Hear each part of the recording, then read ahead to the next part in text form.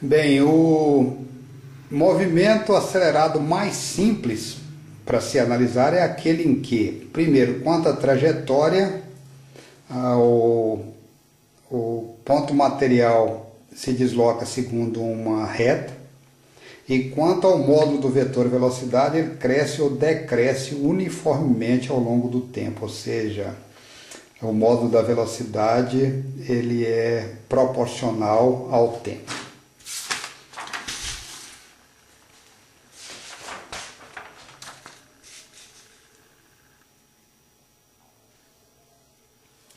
Temos aqui a trajetória, que é uma reta. Suponha que nós tivéssemos um ponto material que veio, passou aqui por zero e está andando até o trecho A, mantendo uma velocidade constante igual a 40 km por hora. Então, nesse primeiro trecho até A, que nós estamos chamando de trecho 1, se nós plotarmos o gráfico de x1 contra tempo, está dando uma coisa desse tipo. Δx sobre Δt representa a velocidade nesse trecho, 40 km por hora.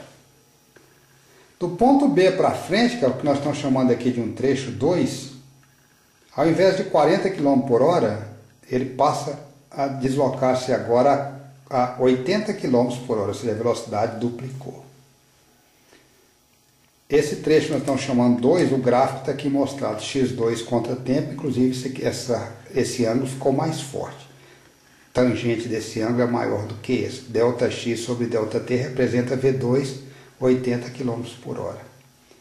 Pergunta que nós poderíamos fazer é como é que a velocidade, que até em área de 40 km por hora, passou para 80 km por hora a partir de B. Ou seja, como é que deu essa transição de velocidade entre A e B? Primeira resposta que a gente pode dar é que de 40 para 80 a velocidade cresceu durante um determinado intervalo de tempo. Então esse movimento entre A e B deve ter sido um movimento acelerado.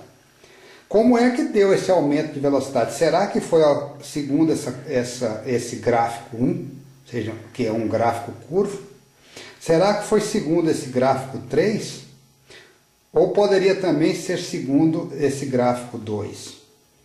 Bem, se foi segundo 2, a velocidade cresceu linearmente ao longo do tempo, e esse movimento, segundo essa curva 2, seria um movimento que está acontecendo segundo uma reta, seria um movimento retilíneo, e ele seria definido como sendo um movimento uniformemente variado.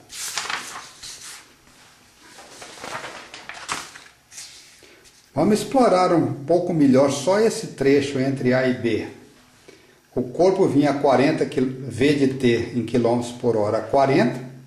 No trecho 2 ele passou a andar a 80 km por hora. Bem, o ΔV que ele sofreu então foi de 40 km, 80 menos 40, num intervalo de tempo de T2 menos T1.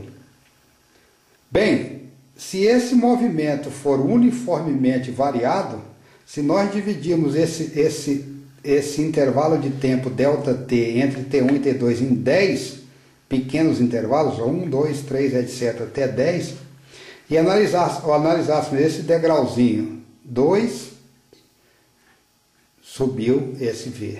Em 2, subiu esse ΔV. Em 2, subiu esse ΔV. Em 2, subiu esse ΔV. Se esses intervalos de tempo fossem iguais, esses ΔV que tem aqui seriam iguais. Além disso, qualquer ΔVzinho sobre ΔTzinho nesse trecho tem que ser igual a esse ΔV grande dividido por esse ΔT grande ou esse ΔT total. Essa que é a característica de um movimento retilíneo uniformemente variado.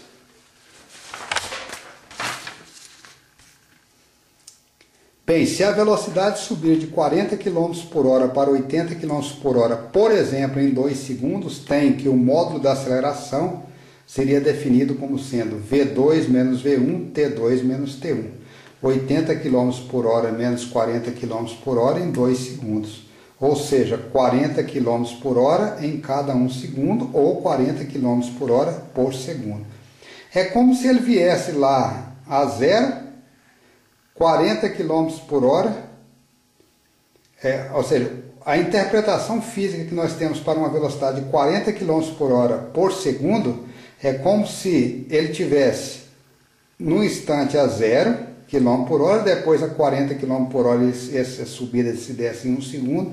De 40 para 80 ele também faz isso durante 1 segundo. De 80 para 120 faz também em 1 segundo. Essa aqui é a representação física de uma aceleração de 40 km por hora em cada segundo.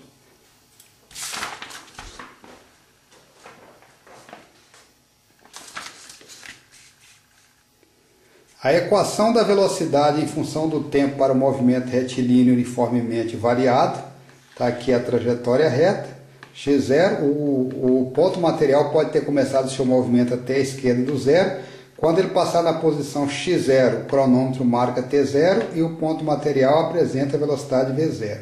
Quando passar na posição x, o cronômetro marca t e o ponto material v. v é maior do que v0, ele está se acelerando para a direita. v maior do que v0. Então, o módulo da aceleração é calculado como sendo v no instante t menos v0 no instante t0, t menos t0, ou seja, ΔV sobre ΔT. v no instante t menos v0 no instante t0. Se quisermos saber como é que a velocidade está variando ao longo do tempo nesse movimento retilíneo uniformemente variado, é só isolar. v de t vai ser v0 mais A multiplicado por T menos T0.